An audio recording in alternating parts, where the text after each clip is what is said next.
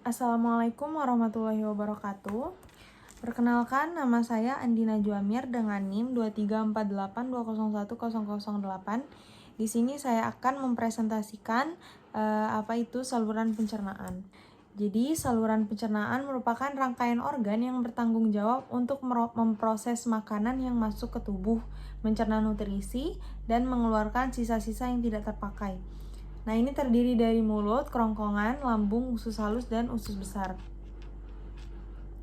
Saluran pencernaan terdiri dari mulut. Nah, di dalam mulut ini terdapat gigi, lidah, dan kelenjar ludah. Digesti mekanis dimulai saat gigi, maksudnya gigi seri, gigi taring, gigi geraham depan, dan gigi geraham belakang memotong, meremukan, dan menggiling makanan sehingga makanan mudah ditelan. Selanjutnya ada esofagus. Esofagus adalah sebuah tabung lurus, berotot, dan berdinding tebal yang menghubungkan faring dengan lambung. Faring atau wilayah kerongkongan membuka kedua saluran yaitu esofagus dan trakea. Esofagus mengandung otot lurik dan otot polos. Otot polos berfungsi dalam peristalsis yaitu siklus kontraksi ritmis menggerakkan setiap bolus ke lambung. Nah, selanjutnya ada lambung. Lambung terletak tepat di bawah diafragma di dalam rongga abdomen atas. Secara fisiologis, lambung dapat dibagi dalam dua bagian utama yaitu korpus maksudnya badan dan antrum. Lambung menyekresikan cairan pencernaan yang disebut getah lambung. Nah, getah lambung disekresikan oleh glandula gastrika yang ditemukan hampir seluruh dinding luar korpus gastrikum. Selanjutnya ada usus halus. Aktivitas peristaltik usus halus sangat meningkat setelah makan karena disebabkan oleh masuknya kimus ke dalam duodenum. Di dalam duodenum, kimus dari lambung bercampur dengan getah-getah pencernaan dari pankreas, hati, dan kandung empedu serta dari sel-sel kelenjar dari dinding usus halus. Selanjutnya ada usus besar. Lapisan usus besar dari dalam keluar adalah selaput lendir, lapisan otot melingkar, lapisan otot memanjang, dan jaringan ikat. Yang terakhir ada anus. Anus adalah bagian dari saluran pencernaan yang menghubungkan rektum dengan udara luar. Di dalam usus besar terjadi absorpsi air melalui proses osmosis.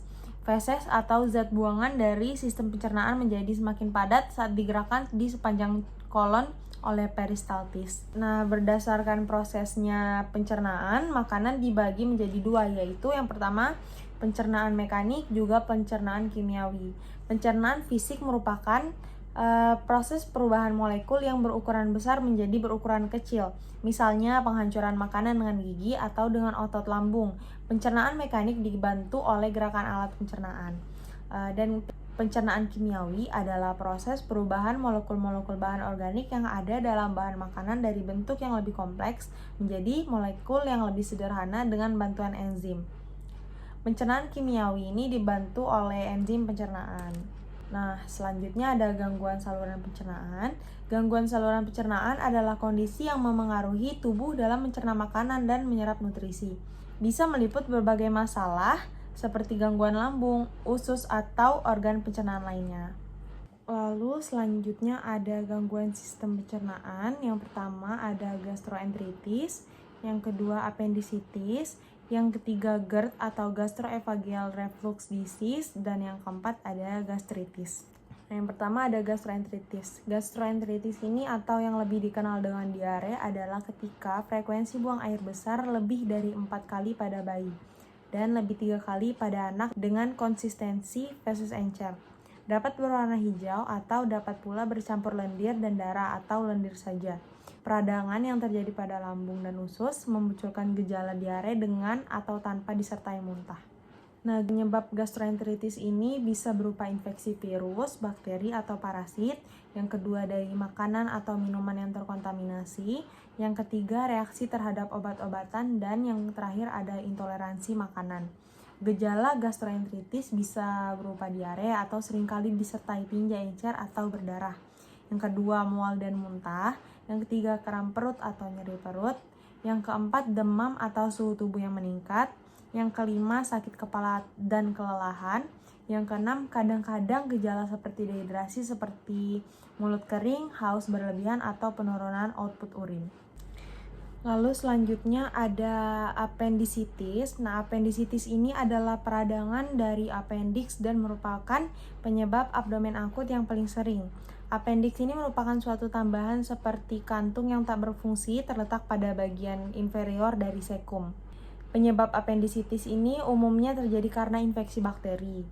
Berbagai hal berperan sebagai faktor pencetusnya, di antara adalah obstruksi yang terjadi pada lumen appendix. Obstruksi ini biasanya disebabkan karena adanya timbunan tinja yang keras atau fekalit, hiperplasia jaringan limfoid, dan tumor appendix, struktur benda asing dalam tubuh, dan cacing askaris. Penelitian epidemiologi menunjukkan peranan kebiasaan mengkonsumsi makanan rendah serat dan pengaruh konstipasi terhadap timbulnya penyakit appendisitis. Lalu ada gejala appendisitis. Yang pertama ada nyeri perut, yang kedua umumnya nafsu makan akan menurun, yang ketiga konstipasi, yang keempat nilai leukosit biasanya meningkat dari rentang nilai normal, yang kelima pada auskultasi, bising usus normal atau meningkat pada awal appendisitis, dan bising melemah jika terjadi perforasi. Yang keenam ada demam, dan yang terakhir ada temuan dari hasil USG berupa cairan yang berada di sekitar appendix menjadi sebuah tanda sonografik penting. Lalu selanjutnya ada GERD atau gastroesophageal reflux disease, merupakan suatu keadaan patologis yang merupakan akibat dari reflux kandungan lambung ke dalam esofagus. Kondisi ini menimbulkan berbagai gejala mengganggu baik di esofagus maupun ekstraesofagus dan atau komplikasi. Penyebab GERD ada bermacam-macam, dan penyebab GERD ada yang pertama menurunnya tonus lower esophageal sphincter atau LES, yang kedua bersihan asam dari lumen esofagus menurun, yang ketiga ketahanan epitel esofagus menurun, yang keempat bahan refluksat mengenai dinding esofagus yaitu pH kurang dari 2, adanya pepsin, garam empedu, serta HCl. Yang kelima ada kelainan pada lambung, yang keenam infeksi bakteri Helicobacter pylori dengan korpus predominan gastritis. Yang keenam infeksi bakteri Helicobacter pylori dengan korpus predominan gastritis. Lalu gejala GERD, yang pertama ada heartburn. Heartburn ini adalah rasa panas atau membakar yang dirasakan di daerah epigastrium dan bergerak naik ke daerah retroesternal sampai ke tenggorokan. Yang kedua ada regurgitasi, yang ketiga ada disfagia, yang keempat ada batuk kronik dan kadang wheezing, yang kelima suara serak, yang keenam pneumonia, yang ketujuh fibrosis paru, yang kedelapan bronkiektasis, yang kesembilan nyeri dada non-kardiak, yang kesepuluh penurunan berat badan, lalu ada anemia, odinofagia, muntah-muntah kronik, ini paling sering. Selanjutnya ada apnea, ini pada bayi 0 tahun akibat aspirasi. Yang terakhir ada hematemesis atau melena akibat pendarahan esofagus. Lalu yang terakhir ada gastritis, ini adalah suatu peradangan mukosa lambung yang bersifat akut, kronik difus atau lokal. Gastritis ada dua macam, yang pertama ada gastritis kronis dan juga gastritis akut. Penyebab gastritis ini yang pertama mengkonsumsi obat-obatan kimia seperti acetaminophen, aspirin, dan steroid kortikosteroid. Yang kedua konsumsi alkohol.